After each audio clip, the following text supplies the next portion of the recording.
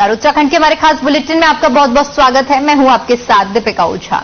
केंद्रीय गृह मंत्री अमित शाह ने सहकारिता विभाग की कई परियोजनाओं का शुभारंभ किया।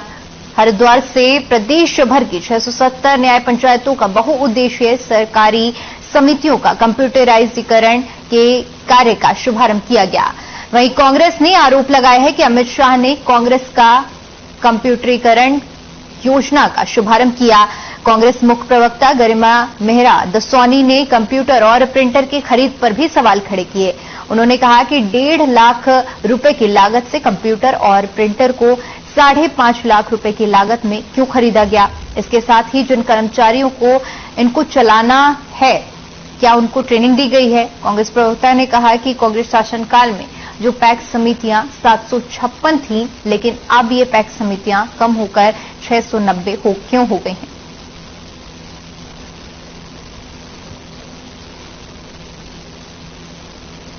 शाह जी वही करने आए हैं जो प्रधानमंत्री मोदी केदारनाथ में करने आए थे।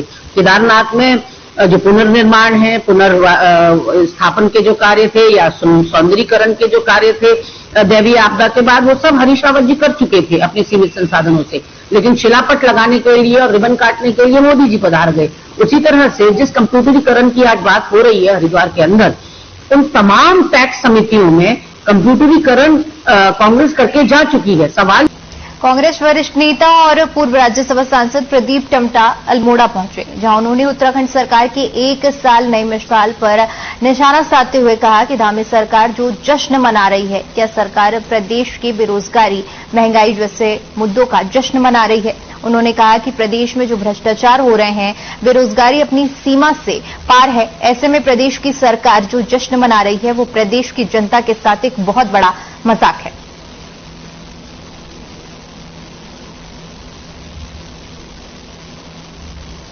किस उपलब्धि को अपना मान रही है।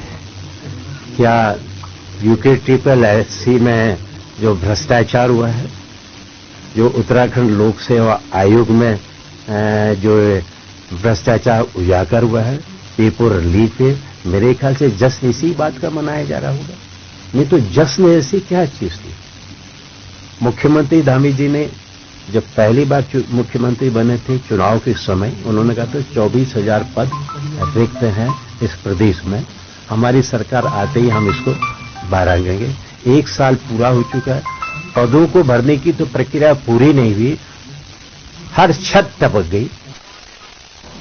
वहीं ग्राफिक-एरा हिल यूनिवर्सिटी की ओर से राष्ट्रीय सेवा योजना के 7 दिवसीय शिविर का शुभारंभ जयपुर खेमा के पंचायत सभागार में हुआ, जिसमें ग्राम प्रधान संगठन की प्रदेश सचिव सीमा पाठक बतौर मुख्य अतिथि पहुंची। इस दौरान राष्ट्रीय सेवा योजना के स्वयंसेवकों को कार्यक्रम अधिकारी डॉक्टर अखिलेश पांडे ने जागरूक किया। वहीं सीमा पाठक ने छात्र छात्राओं को समाज के प्रति जागरूक करने का काम किया। साइबर क्राइम से कैसे बचें, इस पर एक गोष्ठी का आयोजन भी किया गया और छात्र छात्राओं को साइबर क्राइम के प्रति जागरूक रहने के सुझाव दिए गए।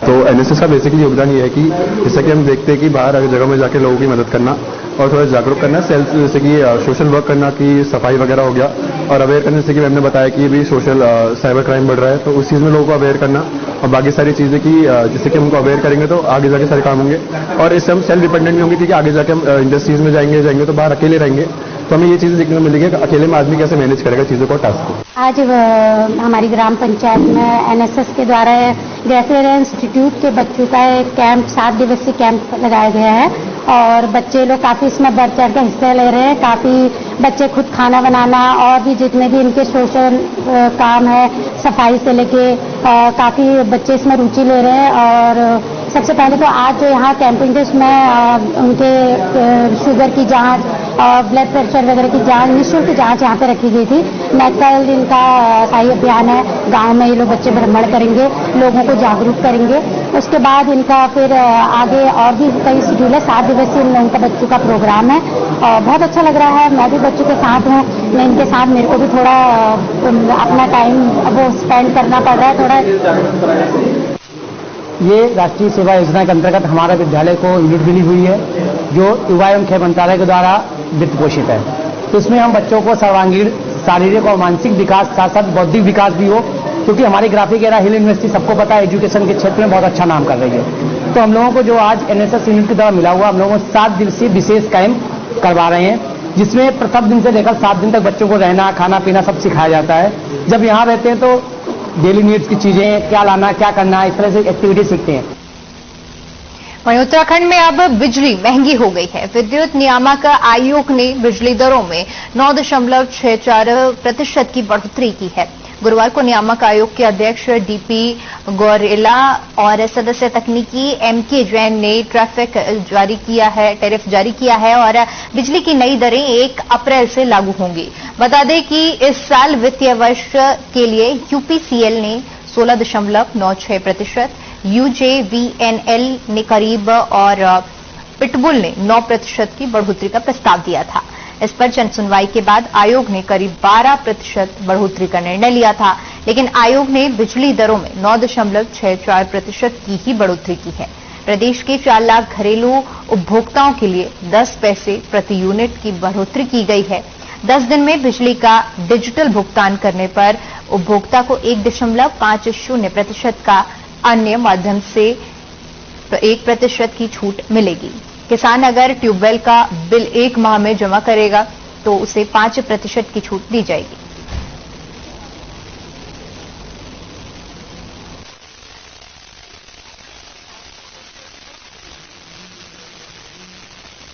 कि सरकार हमसे इस मामले में सुझाव मांगने वाली बात नहीं आती है, क्योंकि हमारा जो वर्क है, हमारा वर्क तो ये है कि हमें प्रोविंस चेकिंग करनी है इस बात की क्या वो हमें जो एरआर दे रहे हैं कि हमारी रिक्वायरमेंट क्या है, उस रिक्वायरमेंट को कैसे पूरा करना है, वो रिक्वायरमेंट जेन्युइन है नहीं है। तो वो चेक करके हम तो ये देखते हैं कि अगर रिक्वायरमेंट में कुछ कमी बेसी है वो कम करते हैं। जैसे इस बार भी इनकी रिक्वायरमेंट तो सब मिलाकर 29% की थी, हम लोगों ने जो अलाउ किया वो 9.69% किया है, या हम इस अब जो टैरिफ चल रहा है उससे 1.79% किया है। तो वो ही सब देखते हुए हम तो उसको अलाउ करेंगे, जिससे कि जो रेवेन्यू हम उनको दे रहे हैं कि आपको इस बार 9,900 करोड़ रुपया खर्च करने के लिए हम दे रहे हैं, 10,000 करोड़ की कंपनी बनने वाली है। तो वो उसका पर्पज यही है कि भैया इसमें आपके सारे खर्चे हो जाएंगे। अब उसके बाद आप बात कर रहे हो इंडिविजुअल टैरिफ की, तो उसका टैरिफ का रेफरेंसेशन हम नहीं कर सकते। हमने तो जो टैरिफ का जो कॉस्ट सब्सिडी को देखना पड़ता है हमें, जिसमें बात होती है कि साहब हमें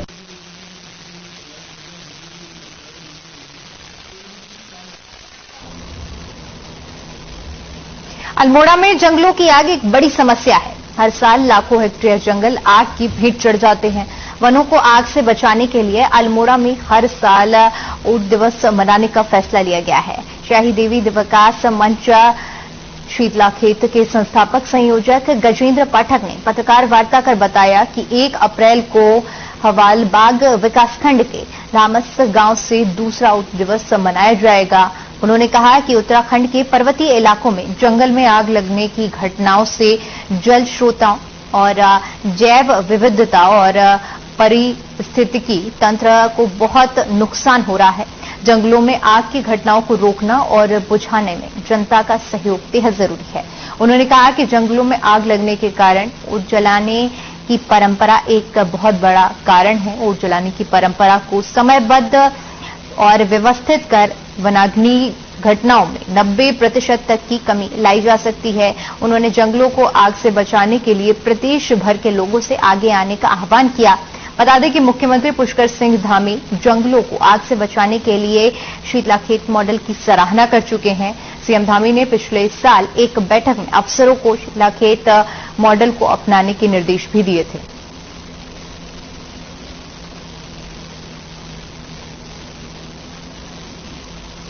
जंगल हर साल गर्मी में सुलग रहे हैं, जल रहे हैं, पानी के स्रोत सूख रहे हैं, जैव विविधता नष्ट हो रही है, मानव वन्य जीव संघर्ष बढ़ रहा है और जंगलों में एक बार आग लग गई तो उसको रोकना बड़ा मुश्किल होता है। इसलिए हम लोग आग लगे ही ना इस बार का प्रयास कर रहे हैं। जैसा कि आप सभी जानते हैं कि खरीफ की फसलों की तैयारी के वक्त महिलाएं कांटों को सुखाकर जलाकर इसको नष्ट करती हैं। उस क्रम में कई बार वो आग निकटवर्ती पंचायत के सिविल के आरक्षण क्षेत्र में जाके वन पंचायत में जंगलों में आग लगाने का एक बड़ा कारण बन रही है।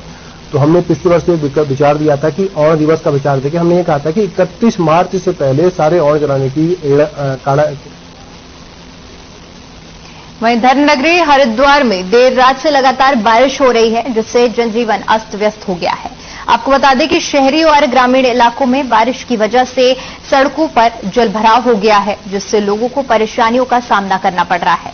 वहीं बारिश की वजह से ज्वालपुर, बहादुराबाद और कनखल समेत हरिद्वार शहर की सड़कों पर जगह जगह जलभराव हो गया है। बारिश के कारण सिडकुल में काम करने वाले कर्मचारियों को भी कंपनी जाने में परेशानी का सामना करना पड़ रहा है।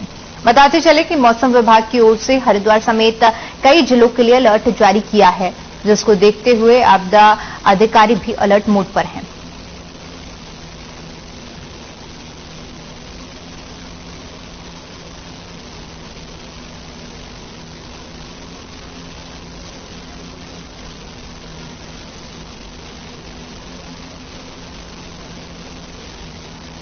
केंद्रीय गृह मंत्री अमित शाह ने गुरुकुल कांगड़ी सम विश्वविद्यालय हरिद्वार के 113वें दीक्षांत समारोह कार्यक्रम में हिस्सा लिया। इस अवसर पर 99 विद्यार्थियों को स्नातक, 100 विद्यार्थियों को स्नातकोत्तर, 56 विद्यार्थियों को पीएचडी की उपाधि दी गई। 83 विद्यार्थियों को स्वर्ण पदक से सम्मानित किया गया। वहीं सभी को नवरात्रि की शुभकामनाएं देते हुए विश्वविद्यालय से उपाधि प्राप्त कर शिक्षार्थी नए जीवन की शुरुआत करने जा रहे हैं। विश्वविद्यालय महान वटवृक्ष बनकर समग्र देश और दुनिया को महर्षि दयानंद का संदेश और हमारी पौराणिक शिक्षा पद्धति को आगे बढ़ा रहा है। यहाँ की शिक्षा पद्धति का महत्व देखकर ही महात्मा गांधी, राजेंद्र प्रसाद, सर्वपल्ली राधाकृष्णन, श्यामा प्रसाद मुखर्जी, मोरारजी देसाई जैसे अनेक महानुभाव ने इस पुण्य भूमि की शिक्षा व्यवस्था को बल देने का कार्य किया। आगे कहा कि प्रधानमंत्री नरेंद्र मोदी जी के देश में नई शिक्षा नीति लाए हैं। इसमें दयानंद जी की शिक्षा की दृष्टि है, श्रद्धानंद जी का वेद है और विज्ञान की शिक्षा का समन्वय का संदेश है।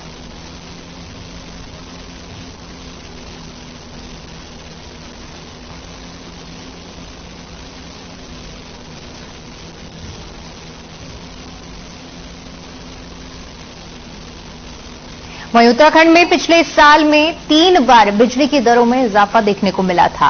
वहीं अब एक और बार बिजली की दरों में बढ़ोतरी देखने को मिली है।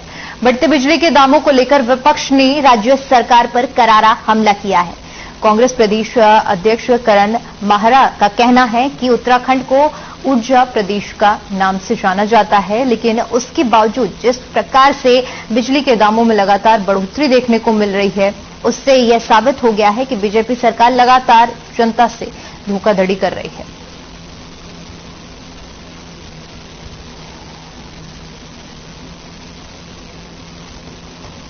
कोड़ पे खाज वाली घटना मैं इसको कहूंगा, और 13.2% जो है रेट बढ़ाए गए हैं और चौथी बार बढ़े हैं इस वर्ष में। ऊर्जा प्रदेश का यह हाल है। और मैंने जो प्रश्न आपके माध्यम से, प्रिंट के माध्यम से, इलेक्ट्रॉनिक मीडिया के माध्यम से सरकार से पूछा था कि श्रावंती के बारे में आपका क्या कहना है। पिछले वर्ष बिना 1 यूनिट बिजली श्रावंती और अर्थ से खरीदे हुए सैकड़ों करोड़ रुपए का भुगतान इस सरकार ने किया है, और उस घाटे की भरपाई आम जनता के सिर से निकाला जा रहा है। खून चूस के रख दिया इन्होंने जनता का।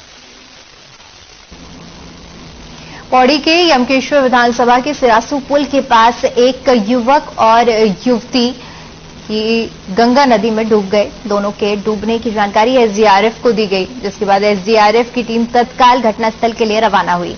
स्थानीय लोगों ने बताया कि दोनों युवक और लड़की चाचा भतीजे थे, जो कि सामान लेने गुलर बाजार आए हुए थे। नदी किनारे उन्होंने चप्पल और बैग मिलने पर उनके नदी में डूबने की आशंका पर जिला पुलिस को जानकारी दी गई है।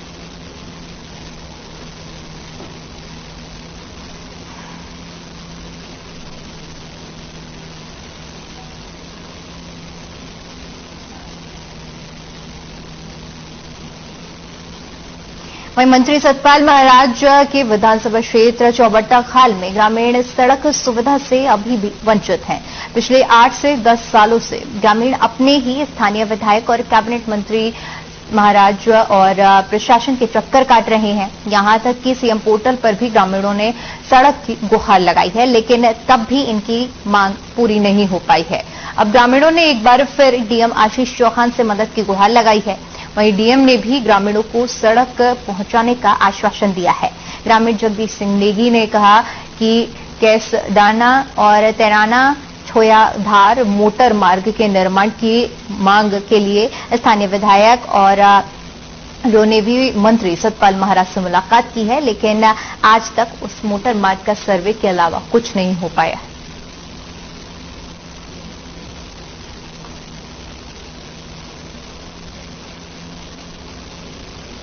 इस संबंध में इंक्वायर करने पे पता चला है कि फॉरेस्ट केस बना हुआ है, फॉरेस्ट के कुछ ऑब्जेक्शंस के इस संबंध में इंक्वायर करने पे पता चला है कि फॉरेस्ट केस बना हुआ है, फॉरेस्ट के कुछ ऑब्जेक्शंस के बाद में यूजर एजेंसी के पास में फाइल आई है।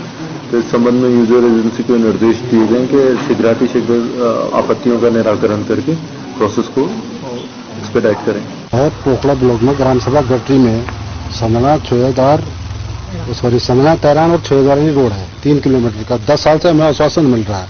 आश्वासन पे आश्वासन देते देते इन्होंने पूरे 10 साल निकल चुके। अभी भी 1 महीने पहले से हमने सीएम पोर्टल पे कंप्लेंट कर रखी है। उसके बावजूद इन्होंने मेरे को सारी फाइल का ये बताया है कि आज वहां चलेगी, कल वहां चलेगी, परसों चलेगी। लास्ट में इन्होंने मेरे को ये कहा है कि आपके रोड का जो है पैसा मंजूर हो चुका है। 1 करोड़ 10 लाख रुपए इन्होंने मेरे को बताया है और ये कहा है कि आपकी जो फाइल है वो डिपो की यहाँ। हमारे गांव तो खाली हो गया, बच्चे तो इधर उधर पानी के लिए चले गए, तो अब बुजुर्ग लोग क्या करेंगे? बीमार होते हैं, 3 किलोमीटर हम कांध पे लाते हैं उनको। अब लेडीज लोग घर में हम कैसे लाए?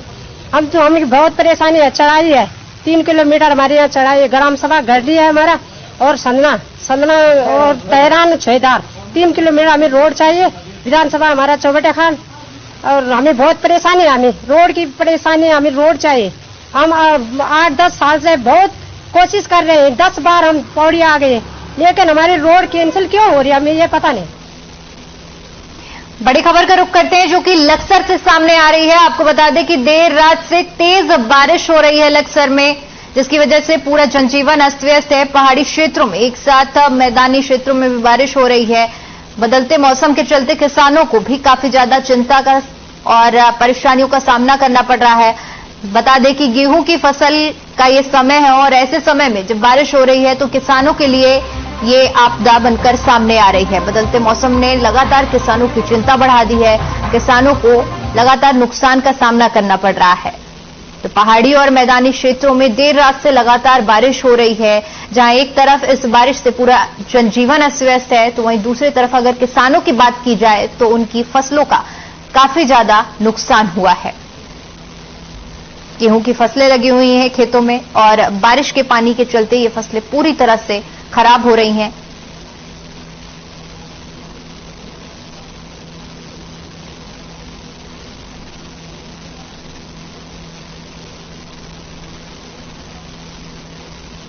तो बड़ी खबर का रुख करते हैं जो कि विकासनगर से सामने आ रही है, जहां पर देर रात से तेज बारिश का लोग सामना कर रहे हैं। लगातार मूसलाधार बारिश हो रही है, जिसकी वजह से जनजीवन पूरी तरह से अस्त व्यस्त है। किसानों की जो फसल पूरी तरह से तैयार थी, अब हर जगह पर जलमग्न हो चुका है और पूरे खेत में जो फसलें लगी हैं वो बारिश की जद में आ चुकी हैं, जिसकी वजह से पूरे किसान एक तरह से मुसीबतों का सामना कर रहे हैं और देखा जाए तो आम जनता को भी आने जाने में दिक्कतों का सामना करना पड़ रहा है। लगातार बारिश हो रही है और बारिश से सड़कों पर पानी भरा है, साथ ही साथ खेतों में पानी भरने की वजह से और फसलें लगातार खराब हो रही।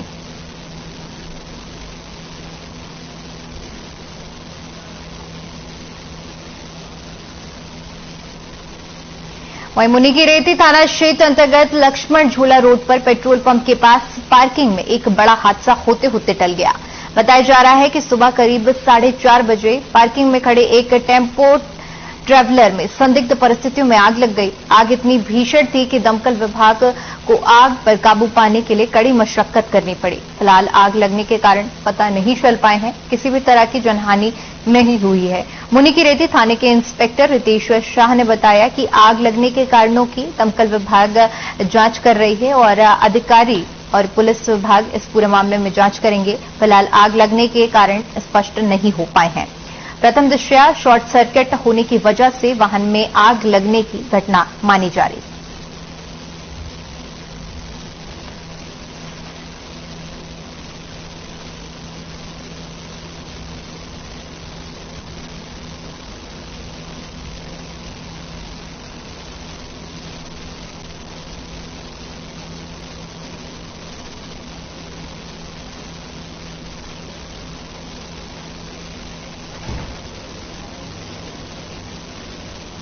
वहीं मौसम विभाग की भारी बारिश की चेतावनी सटीक साबित हुई है। अल्मोड़ा जनपद के कई इलाकों में जमकर बारिश हुई। लगातार हो रही बारिश से जहां लोगों को गर्मी से राहत मिली है, वहीं किसानों की खेती को भी फायदा मिलने के आसार हैं। साथ ही बदलते मौसम से जंगलों में लग रही आग से भी राहत मिलने का अनुमान लगाया जा रहा है। वहीं भारी बारिश को लेकर जिला प्रशासन ने जनपद के सभी तहसीलदारों और तहसीलों और साथ ही साथ आपदा प्रबंधन विभाग को अलर्ट रहने के निर्देश दिए हैं। लगातार कई दिनों से बारिश का सामना करना पड़ रहा है। किसानों की खेती पर इसका सबसे ज्यादा प्रभाव देखने को मिल रहा है।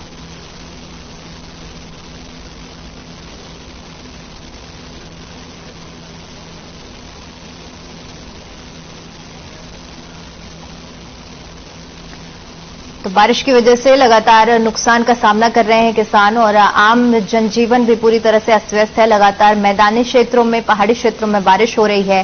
हालांकि जहां इस बारिश के चलते लोगों को गर्मी से राहत मिली है, एक तरफ देखा जाए तो जंगल में जो आग लग रही थी उससे राहत मिली है, तो वहीं दूसरी तरफ ये बारिश किसानों के लिए बहुत घातक साबित हो रही है।